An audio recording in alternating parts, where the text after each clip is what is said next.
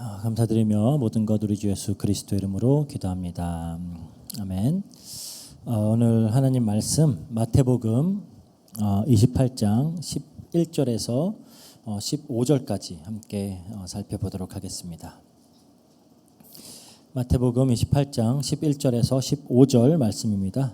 짧으니까 제가 읽도록 하겠습니다.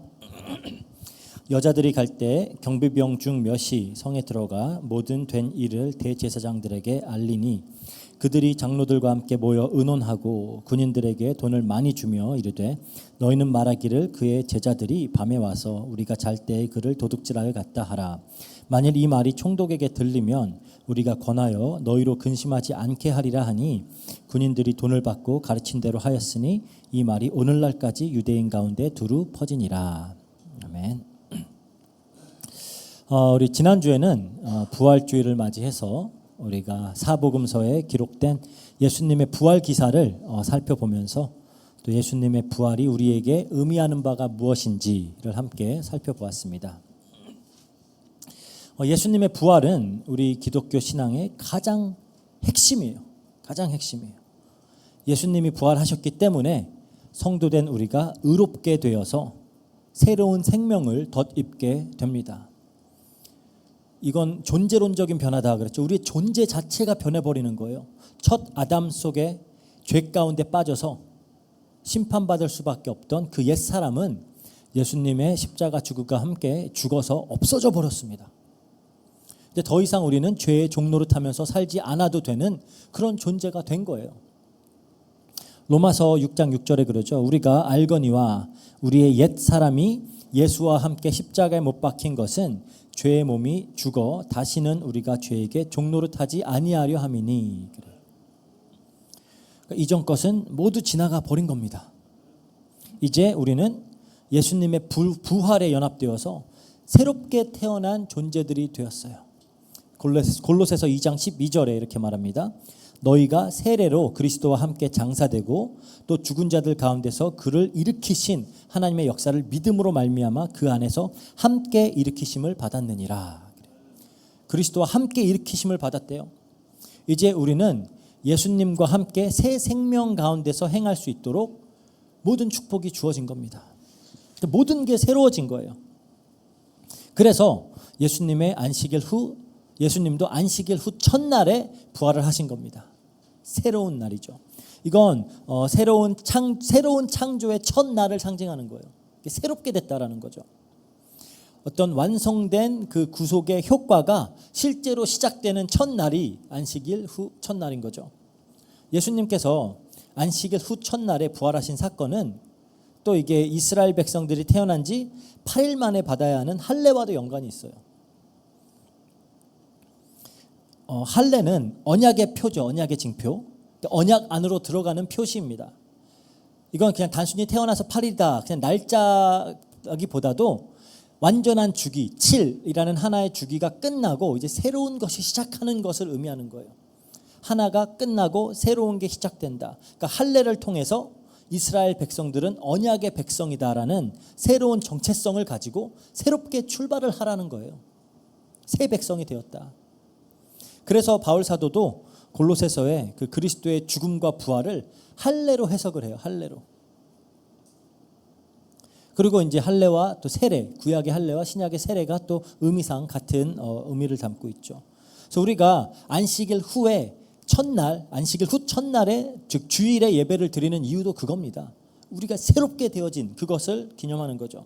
이건 단순히 예수님께서 부활하셨기 때문만은 아니에요. 물론 예수님이 안식일 첫날에 부활하셔서 우리가 그걸 기념하기 위해 또 이렇게 모이지만 또 성도된 우리가 새로운 존재로 새롭게 태어난 날이기 때문에 이 날에 모여서 우리가 우리의 영적 정체성을 되돌아보면서 하나님께 예배하는 겁니다.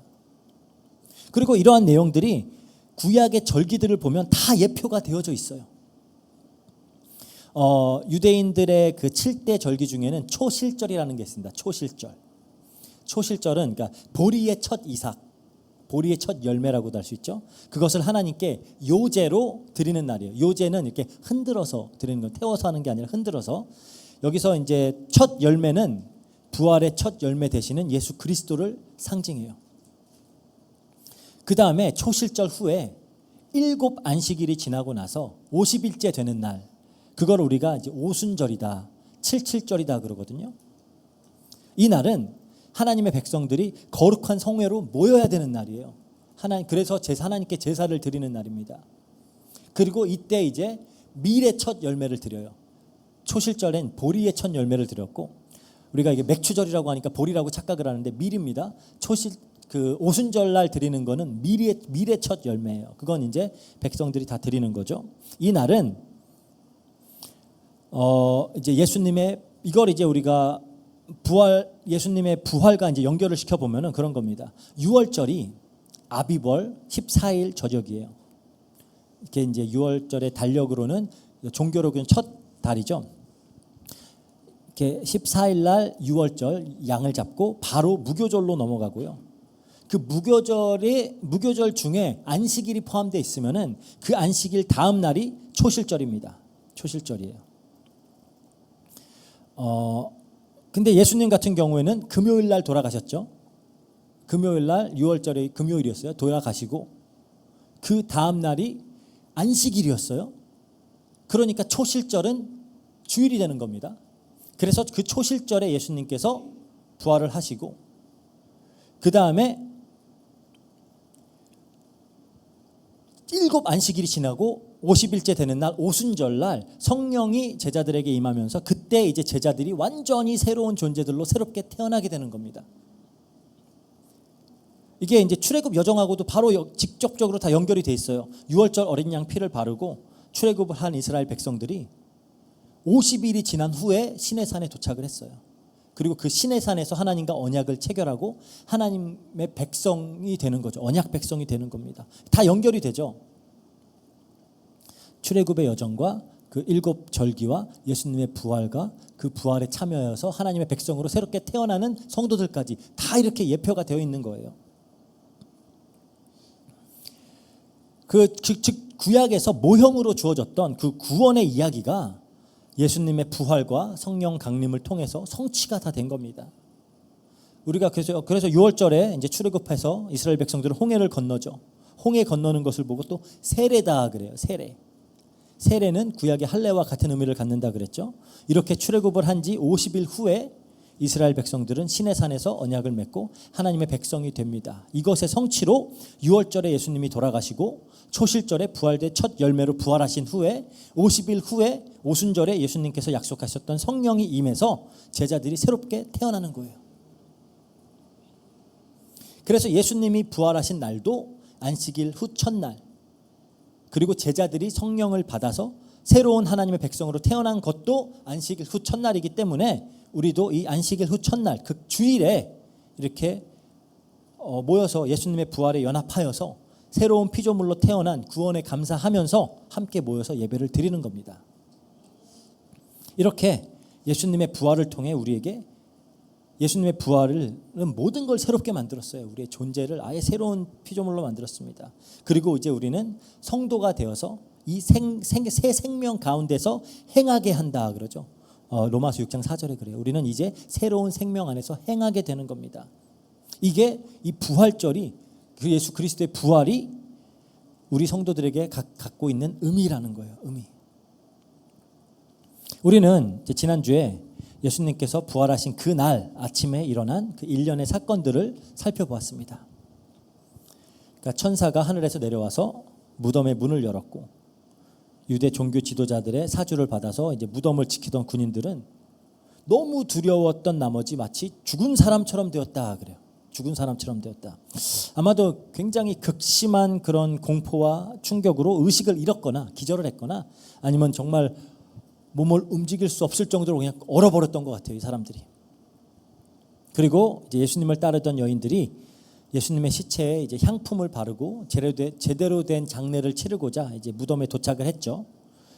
그런데 무덤이 열려 있어요. 그리고 무덤 안에 예수님이 누우셨던 자리에는 예수님은 안 계시고 천사들이 있습니다.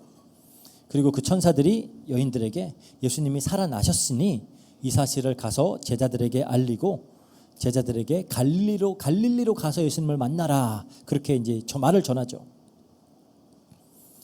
이에 이제 제자들에게 가던 여자들에게 그러니까 이제 이 여자들은 그 말을 듣고 제자들에게로 가는데 갑자기 그 여자들에게 부활하신 예수님이 나타나시고 또 다시 한번 여자들에게 천사가 했던 말을 그대로 하세요. 제자들에게 가서 전하고 갈릴리 가라 그래. 여기까지가 우리가 살펴본 내용입니다. 지난주에. 이렇게 부활하신 예수님은 누가의 그 사도행전의 기록에 의하면 승천하시기까지 40일 동안 제자들에게 보이시면서 하나님 나라 일을 말씀하셨다. 그렇게 말하죠. 사도행전 1장 3절에. 근데 흥미롭게도 마태는 그 40일 동안 예수님께서 제자들을 만났던 일을 전혀 기록하지 않고 있어요. 사복음서 중에 저자 중엔 유일하게 마태만 이 무덤을 지키던 경비들이 대제사장들에게 그 예수님의 부활에 대해서 알리고 또 유대 종교 지도자들이 이들에게 이제 뇌물을 먹여서 예수님의 시체를 훔쳐갔다라는 그런 거짓 소문을 만들어낸 그 일을 유일하게 마태만 기록을 하고 있습니다. 이거는 마태복음의 독자들은 다 유대인들이에요. 유대인들.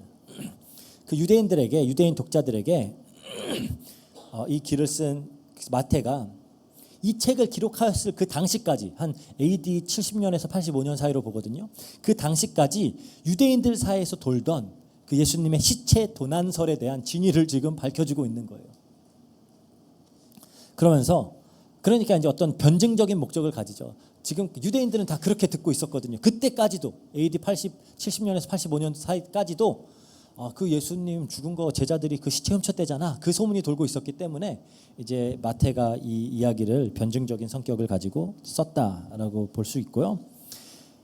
그리고는 그냥 바로 40일 후에 예수님이 승천하시면서 제자들에게 지상 명령을 주신 그 기록으로 마태복음을 마칩니다. 그런데 타복음서 저자들은 그 예수님이 부활하신 후에 이 땅에 머무시던 그 40일간의 기록을 부분적으로 기록을 하고 있어요. 부분적으로.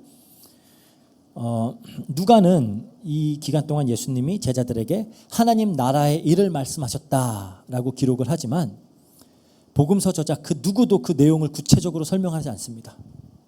이유가 뭘까요? 예수님이 공생의 기간 내내 하나님 나라에 대해서 가르치셨고 복음서 저자들도 그 내용을 이미 충분히 기록을 했어요. 그 내용이 뭔지 다시 적을 필요가 없어요. 예수님 공생의 내내 하나님 나라에 대해서 설명을 하셨습니다. 그러니까 부활 이후라고 해서 예수님이 특별히 다른 내용을 가르치지 않으셨어요. 똑같은 하나님 나라에 대한 일들을 가르치셨습니다. 그리고 또 누가복음 24장 45절을 보면 예수님께서 제자들의 마음을 열어서 성경을 깨닫게 하셨다 그래요. 이것도 뭐 새로운 내용을 전달하셨다라기보다는 예수님께서 공생애 동안 가르치셨던 그 말씀과 성경을 연결시켜서 새롭게 이해하도록 도우셨던 거예요. 그렇다면 우리가 이 40일 기간 동안 있었던 일들에 대한 기록들을 간단하게 우선 다뤄보고 그리고 본문을 좀 집중적으로 살펴보도록 하겠습니다. 예수님께서 부활하신 첫날 이른 아침에 막달라 마리아와 여인들을 만나셨어요. 그렇죠? 그리고 누가복음과 그 고린도 전서의 기록에 의하면은 예수님께서 베드로에게도 개인적으로 나타나셨다. 그렇게 돼 있어요. 누가복음 24장 34절에도 그래요. 하지만 둘이 만나서 무슨 얘기를 했는지는 몰라요. 그리고 그 같은 날 아마도 오후 시간쯤에 예수님은 엠마오로 향하던 글로바와 또 한 명의 제자에게 나타나십니다. 근데 이들은 처음에 예수님을 알아보지 못해요. 그러면서 그냥 예수님의 십자가 사건과 부활했다라는 소문에 대해서 예수님께 말을 합니다. 근데 예수님이 그 모든 것들이 성경의 성취로 일어난 일이다라고 설명을 해줘요. 그게 이제 누가복음 24장 26절 27절이죠. 그리스도가 이런 고난을 받고 자기의 영광에 들어가야 할 것이 아니냐 하시고 이에 모세와 모든 선지자의 글로 시작하여 모든 성경에 쓴 바 자기에 관한 것을 자세히 설명하시니라. 그리고 이제 날이 좀 저물어서 이 제자들이 예수님을 저녁 식사에 초대를 합니다. 근데 마치 예수님은 자기가 손님이 아니라 주인인 것처럼 떡을 가지고 막 축사를 하고 그래요. 그리고 떡을 떼어서 탁 제자들에게 주니까 그제서야 그들이 눈이 열려서 예수님을 알아봅니다. 알아보니까 갑자기 예수님은 그들 앞에서 사라져 버려요. 그러니까 이 제자들이 이제 다시 예루살렘으로 가는 거예요. 다른 제자들에게 가서 이 사실을 알리는데, 알리고 있을 때 그때 거기에 또 예수님이 갑자기 그 자리에 나타나십니다. 그러면서 이제 자신의 손과 발을 보이시죠. 그리고 제자들과 함께 식사를 하시고 다시 한번 성경 전체가 예수님 당신에 대한 것임을 가르치십니다. 누가복음 24장 44절 45절이에요. 또 이르시되 내가 너희와 함께 있을 때 너희에게 말한 바 모세의 율법과 선지자의 글과 시편, 율법과 선지자 시편. 그러니까 여기서 시편은 이제 히브리 성경을 우리가 타나크라고 합니다. 토라, 네비임, 케투빔. 그래서 이제 케투빔 그거를 이제 그냥 시편이라고 요약을 한 거예요. 그러니까 구약 성경 전체를 말하는 겁니다. 율법과 선지자 글의 시편이 나를 가리켜 기록된 모든 것이 이루어져야 하리라 한 것이 이것이라 하시고, 이에 그들의 마음을 열어 성경을 깨닫게 하시고 그래요. 그러니까 예수님은 부활하셔서 제자들에게 먼저 지금까지 일어났던 모든 사건이 성경에서 얘기된 그 얘기야라고 알려주신 거예요. 그래서 우리도 이 예수님의 말씀을 근거로 이것을 성경 해석의 원리로 딱 착용을 합니다. 그래서 우리는 성경을 이렇게 해석을 하는 거예요. 모든 것이 다 그리스도에 대해서 얘기하고 있구나. 그래서 우리가 앞서 서론에서 안식일 이튿날에 대해서 다루면서 어떻게 구약의 모든 내용들이 예수 그리스도와 그의 구원으로 향하는지를, 그리고 그리스도 안에서 성취되어지는지를 간단하게 살펴본 거예요. 아마 다음 주면은 마태복음이 끝나고 제가 이제 계속 몇 주 동안 고민하면서 기도하다가 다음 시리즈는 레위기를 할까 그렇게 지금 이제 생각을 하고 있습니다. 너무나 다 담고 있어요. 성경의 그리스도에 대한 비밀들, 구원들을. 그래서 그렇게 할 텐데, 이거는 억지로 막 끼워 맞추는 게 아니에요. 예수님께서 그렇게 성경 해석하라고 가르쳐 주셨어요. 그래서 우리가 성경을 그렇게 해석을 해 나가는 겁니다. 그리고 성경을 이렇게 읽으면 굉장히 재밌어요. 아무튼 이렇게 예수님께서 제자들에게 나타나셨을 때 요한복음에 의하면은 도마는 그 자리에 없었어요. 도마는 의심 많은 도마, 그렇죠? 정말 많은 일들이 있었을 텐데 이 사건 하나 때문에 계속 걔는 의심 많은 도마라는 소리를 듣는, 너무나 안타까운 의심 많은 도마가 그 자리에 없어서 일주일 후에, 그래서 이제 예수님이 다시 한번 제자들에게 나타나십니다. 그때는 도마도 그 자리에 있었어요. 그래서 이제 손과 찔렀던 자리를 다 보여줬죠. 그리고 아마도 이 사건 이후에 제자들은 예수님의 명령대로 갈릴리로 향했던 것 같아요. 그리고 갈릴리에서는 우리가 잘 알고 있듯이 베드로에게 나타나서 그를 회복시키시고 내 어린 양을 내 양을 먹이라라는 그 사명을 주시는 사건이 이제 갈릴리에서 일어나죠. 그리고 바울 사도는 예수님께서 한 500명 정도의 형제들에게 일시에 보이셨다라고 고린도전서에 기록을 하고 있어요.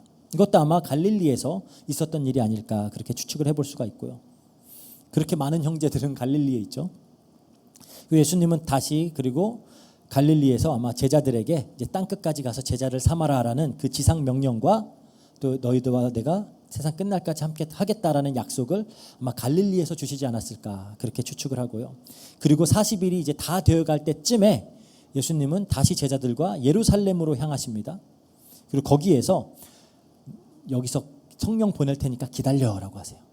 성령 보낼 테니까 기다려라고 명령하시고, 그리고는 40일째가 되던 날 베다니 앞 감람산으로 가셔서 제자들이 보는 앞에서 하늘로 승천을 하시고, 이때 천사들이 나타나서 예수님은 하늘로 가심을 본 바 그대로 다시 오실 것이다 이렇게 이야기를 해요. 이렇게 예수님은 부활하신 이후에도 부지런히 제자들에게 나타나셔서 그들을 가르치시고 자신의 부활의 사실을 알리셨어요. 천사들이 증거했던 것처럼 예수님이 직접 그 부활이 뭔지 내용을 다 알리셨어요. 성경을 통해서.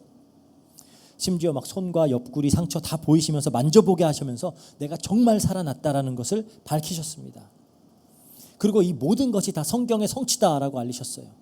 하지만 우리는 이러한 예수님의 노력과는 대조되게 어떻게든지 또 예수님의 부활을 숨기려고 하는 그 사람들에 대한 기록을 마주하게 되는 게 오늘 본문의 내용입니다. 한번 살펴보도록 할게요. 11절에 여자들이 갈 때 경비병 중 몇이 성에 들어가 모든 된 일을 대제사장들에게 알리니 그래요. 27장 말미에 보면은 이제 유대 지도자들이 이미 예수님께서 자신이 부활하실 것을 말씀하셨다라는 사실을 알고 있어요. 왜냐하면 예수님이 바리새인들에게 직접 말했었거든요. 바리새인들이 예수님에게 표적을 구했을 때, 그렇죠? 예수님이 그때 요나의 예를 들어서 인자도 밤낮 사흘 동안 땅 속에 있을 것이다. 그렇게 말씀을 하셨어요. 그리고 이제 나오겠다라는 거죠. 요나가 물고기 뱃속에서 나왔듯이 예수님도 무덤 속에서 나올 것이다라는 것을 암시하고 있는 말이에요. 혹시라도 이 일이 사실이 된다면 그 유대 지도자들 입장에서는 굉장히 그들의 입지가 굉장히 흔들리는 일이죠. 그래서 이들은 이 불미스러운 일을 미연에 방지하고자 빌라도에게 부탁을 해서 예수님의 무덤에 경비병들을 배치시켰습니다. 사실 제자들이 예수의 시체를 훔치러 올 것이다라는 예측도 상식적으로 맞지가 않아요. 그 정도 열정이 있었으면 예수님이 잡히기 전에 도망갔겠습니까? 그렇죠? 그래도 혹시나 하는 마음에 이런 준비까지 다 해놓은 거예요. 유대인들이 철저해요, 이런 부분은. 그런데 아니나 다를까 천사가 내려와서 무덤을 열어버렸습니다. 그런데 더 황당한 사실은 무덤 안에 예수님이 없어요. 그러니까 너무 놀라서 거의 기절을 했거나 얼어버렸던 경비병들이 여인들이 떠나자 좀 정신을 차리고 곧장 대제사장들에게 뛰어가서 이제 알리는 겁니다. 갑자기 천사들이 내려와서 무덤을 열었는데 그 안에 예수 시체가 없어요. 막 이 얘기를 했겠죠. 그러니까 대제사장들이 이제 막 장로들을 모은 거예요. 그래서 이제 함께 의논을 합니다. 골치 아픈 상황이 생긴 거예요. 그래서 군인들에게 이제 많은 돈을 줬다 그래요. 많은 돈을 주면서 예수님의 제자들이 와서 자신들이 자는 사이에 예수님의 시체를 훔쳐갔다라고 거짓말을 해라. 그렇게 회유를 하고요. 근데 이 제안은 로마 군인들 입장에선 받아들일 수 없는 거예요. 왜냐하면 근무 시간에 잠을 자서 지켜야 할 무덤을 지키지 못했다면 죽음의 처벌을 당할 수가 있습니다. 왜냐하면 근무 시간에 잔 거잖아요. 빌립보 감옥에서 옥문이 열렸을 때 간수가 바울과 실라가 도망간 줄 알고 자결하려고 그랬잖아요. 그런 것처럼 로마 군인들에게 근무 태만은 아주 심각한 처벌이 따르는 일입니다. 그래서 이제 유대 지도자들이 우리가 그 총독에게 잘 말해서 문제 안 되도록 할 테니까 그 약속을 하고 그러니까 그냥 이렇게 소문을 퍼뜨려 그렇게 얘기를 한 거예요. 이에 이제 군인들은 돈을 받고 그 유대 지도자들의 말대로 이제 소문을 퍼뜨린 거죠.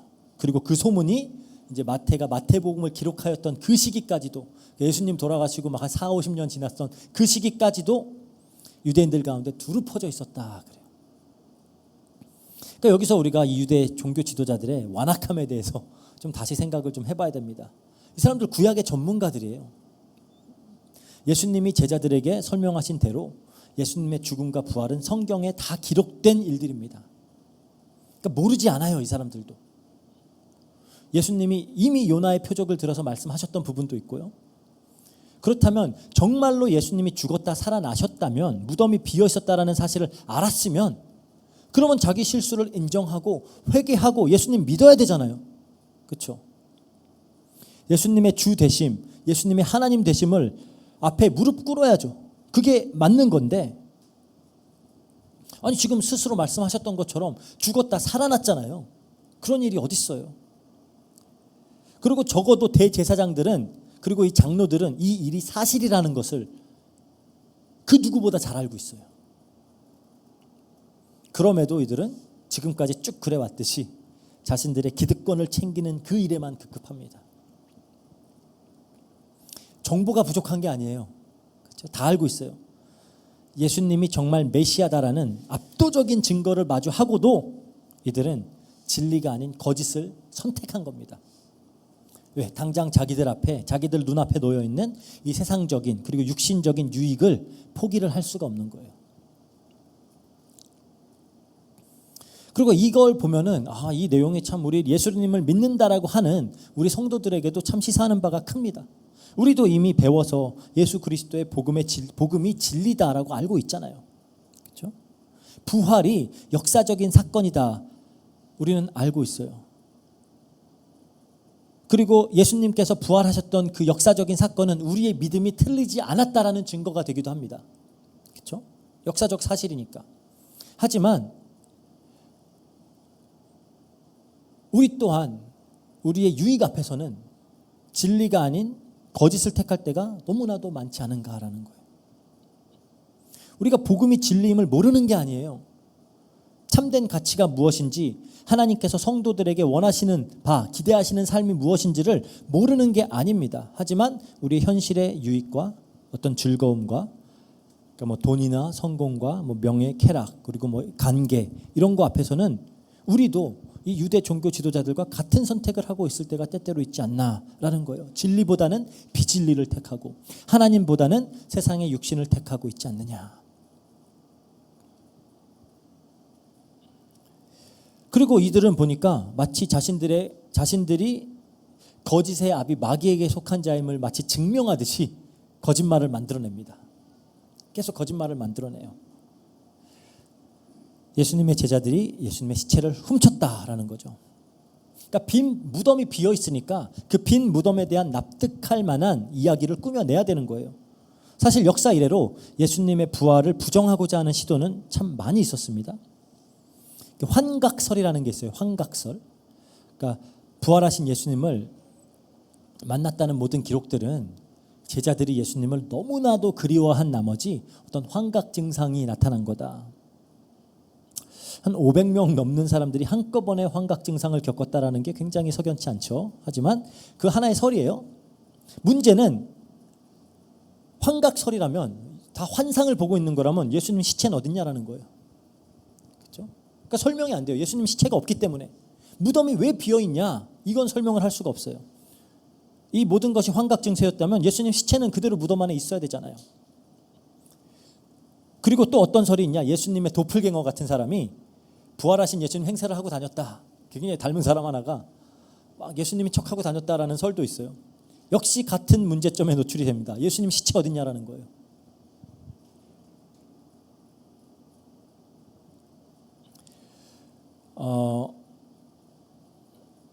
그리고 이제 그러니까 유대 지도자들이 내놓아야 하는 설명은 사라진 예수님의 시체에 대한 의혹을 해소할 수 있어야 되는 거예요.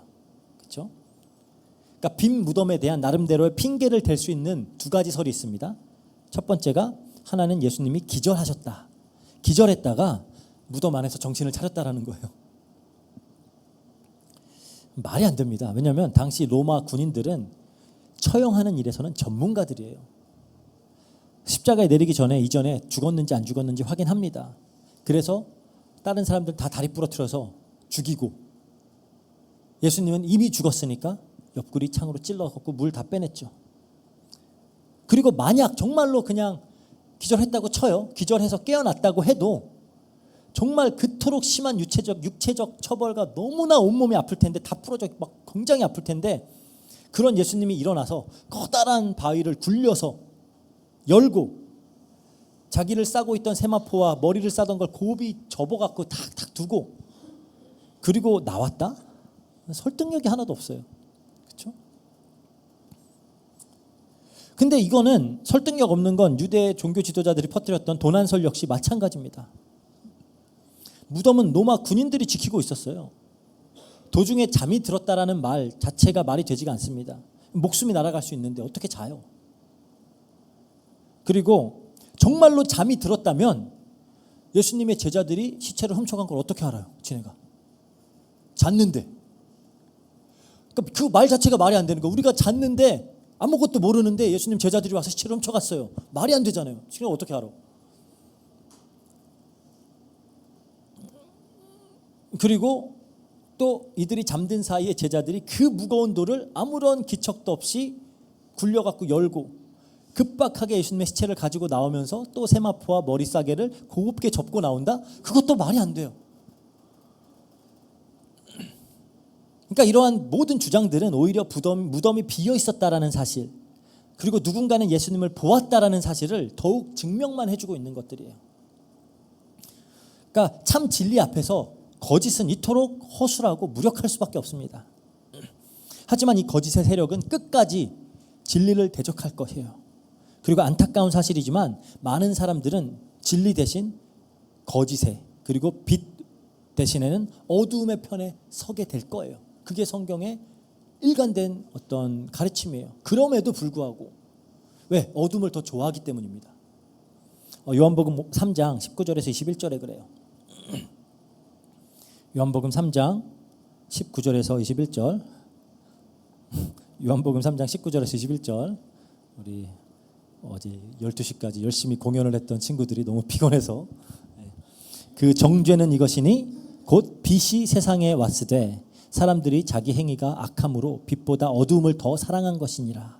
악을 행하는 자마다 빛을 미워하여 빛으로 오지 아니하나니 이는 그 행위가 드러날까 함이요 진리를 따르는 자는 빛으로 오나니 이는 그 행위가 하나님 안에서 행한 것임을 나타내려 함이라 하시니라.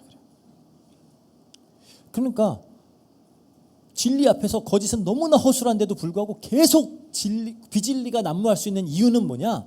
사람들이 이걸 좋아해요. 빛이 아니라 어둠을 더 좋아해요. 계속 글로 가요. 그래서 이 거짓에 이 무덤을 지키던 경비들도 합류하게 되는 겁니다. 근데 그들이 합류했던 이유는 돈의 유혹 때문이에요. 정확히 어느 정도 금액이었는지는 알 수가 없지만 마태에 의하면은 많은 돈을 군인들에게 건넸다. 그리고 군인들은 그 돈을 받고 유대 지도자들의 말을 따르기로 결정을 합니다. 참 안타까운 현실이지만 돈이 참 힘이 강해요. 이 돈이 물론 이 종이 쪼가리가 동전 자체가 자체적으로 힘을 가진 건 아니죠. 하지만 사람들이 그리고 이 세상이 그 돈에 어마무시한 가치와 힘을 부여하기 때문에 돈은 절대적인 힘을 가지게 되었습니다. 이게 단순히 교환 가치만 가지는 게 아니에요. 이게 많은 사람들은 그냥 이 돈을 자신의 존재의 가치와 결부를 시키죠. 자신의 존재의 가치와 돈을 결부를 시켜서 그렇게 이해를 해요. 그러니까 돈이 많아야 내가 더 가치 있는 존재가 되는 거죠. 그리고 그래야 내가 가치 있는 존재가 되기 때문에 이게 삶의 의미가 되어지고 이게 의미가 되니까 삶의 목적이 돈을 더 많이 버는 게 목적이 되는 거예요. 그러니까 저는 뭐 돈이 그 자체로 악하다라고 말을 하는 게 아닙니다. 그거 뭐 그리스도인들은 가난하게 살아야 된다라고 말하는 것도 아니에요. 돈이 진리를 가로막는 그리고 새로운 피조물로서 천국 백성으로서 살아가는 삶을 방해하는 그런 걸림돌이 되어서는 안 된다라는 겁니다. 많이 벌 수 있으면 많이 버세요. 하지만 그게 걸림돌이 되게 하지 말라는 겁니다. 성도들에게 있어서 돈이 시험과 올무가 되어서는 안 된다라는 얘기예요. 우리 성경의 경고를 주의 깊게 들어야 됩니다. 우리 디모데전서 6장 9절에서 10절. 부하려 하는 자들은 부자가 되려고 하는 자들은 시험과 올무와 여러 가지 어리석고 해로운 욕심에 떨어지나니 곧 사람으로 파멸과 멸망에 빠지게 하는 것이라. 돈을 사랑함이 일만 악의 뿌리가 되나니 이것을 탐내는 자들은 미혹을 받아 믿음에서 떠나 많은 근심으로써 자기를 찔렀도다. 아니 막 그리스도 안에서 뭐 모든 걸 다 할 수 있다 막 이런 거 막 아무데나 막 갖다 써붙이면서 이런 거 써붙여 놓는 사람을 본 적이 없어요. 그렇죠? 이것도 성경 말씀인데 물론 돈은 필요한 겁니다. 필요한 거예요. 잘 사용하면 되는 거예요. 하지만 사랑의 대상이 되어서는 안 된다라는 겁니다. 안타깝게도 수많은 스스로를 그리스도인이라고 칭하는 사람들이 마치 하나님을 그리고 복음을 마치 돈으로 많은 부로 향하는 하나의 수단 정도로 생각하고 있는 경우도 많아요. 그러니까 하나님을 믿는 게 아니라 하나님 나를 거기로 데려다 주세요라고 하는 거죠. 그런 경우들을 종종 보게 됩니다. 이러한 자들은 돈과 진리 사이에 선택을 해야 하는 상황이 오면 이 무덤을 지키던 경비들처럼 열이면 열 다 돈을 택하게 되는 거예요. 이렇게 우리는 이 부활의 복음이 선포되어지고 있는 그 순간에도 예수님은 열심히 그 부활의 복음을 막 증거하고 선포하고 계시는데 대적하는 그 악의 역사도 동시에 이렇게 보게 되는 거예요. 어떻게든지 그걸 부정하려고 하는 이 일은 그 당시뿐만 아니라 지금도 우리가 매일매일 겪고 있는 현실이다라는 거예요. 그래서 무덤은 비어 있습니다. 그렇죠? 예수님 부활하셨어요. 하지만 이 역사적인 사실과 영적 진리 앞에 모든 사람이 다 똑같은 반응을 보이는 게 아니다라는 거예요. 어떤 이들은 적극적으로 이 진리를 막으려고 애를 썼고요. 또 어떤 이들은 돈을 받으면서 그 진리를 막는 일에 침묵을 하거나 같이 동참을 했고요. 하지만 예수님의 제자들은 부활하신 주님을 통해 이 진리를 또 사수하고 선포하는 그 일을 사명으로 받았고 이를 위해 자기의 생명까지 걸고 세상 끝까지 달렸습니다. 만약 우리가 지금 이 빈 무덤 앞에 서 있다면, 그리고 거기에는 둘 중에 하나의 선택만 있다면 우리는 어느 편에 설 거냐라는 거예요. 어느 편에 설 거냐. 둘 다 택할 수는 없어요. 둘 다 택할 수는 없습니다.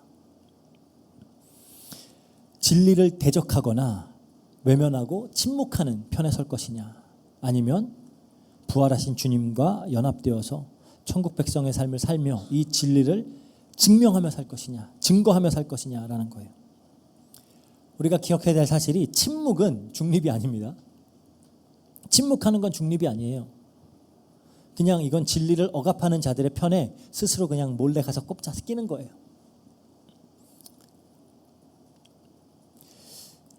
반면에 진리를 따르는 자들, 오늘도 이 그리스도의 살아계심을 삶으로 입술의 고백으로 세상에 선포하는 자들이 있습니다. 그렇죠?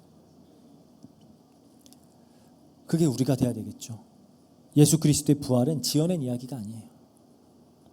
제자들의 어떤 환상이나 제자들이 본 환상이나 어떤 신화는 더더욱 아닙니다. 예수님의 부활은 하나님께서 역사 속에서 행하신 확실한 구속 사역이에요. 이거는 근거 없는 일이 아니에요. 역사적인 사실, 그거를 근거로 한 예수님 하나님의 구속 사역이고, 이게 우리의 구원의 기초가 되고 우리의 생명의 근원이 되는 겁니다. 그리고 동시에 이 예수 그리스도의 부활은 우리의 소망이고 우리의 승리의 확신이에요. 그리스도께서 살아나셨기 때문에 우리의 믿음이 헛되지 않다. 그리고 우리의 고백은 거짓이 아니다라고 할 수 있는 겁니다. 오늘 이 본문 말씀이 우리 성도된 우리들에게 지금 도전하고 있는 거예요. 너는 빈 무덤 앞에서 무엇을 믿겠느냐라는 거죠. 어떤 이야기를 세상에 전하겠느냐. 진리를 침묵시키는 자들과 함께하지 않기를 바랍니다. 그리고 우리는 이 부활의 증인의 대열에 들어가야 할 것이에요. 이 여인들과 제자들, 그리고 수많은 믿음의 선배들이 그랬듯이 그리스도의 부활을 고백하고 증언하는 그런 우리가 되기를 바랍니다. 예수님이 제자들에게 이렇게 질문하셨어요. 요한복음 11장 25절 26절. 예수께서 이르시되 나는 부활이요 생명이니 나를 믿는 자는 죽어도 살겠고 무릇 살아서 믿는 자는 영원히 죽지 아니하리니 이것을 내가 믿느냐. 믿는다라는 건 뭐예요? 아는 것만이 아니에요. 이것을 우리의 삶으로 내면화하고 이것을 살아내고 증거하는 거죠. 이 질문에 아멘이라고 대답할 수 있는 우리 로고스 교회 성도님들 되시기를 주의 이름으로 축복합니다.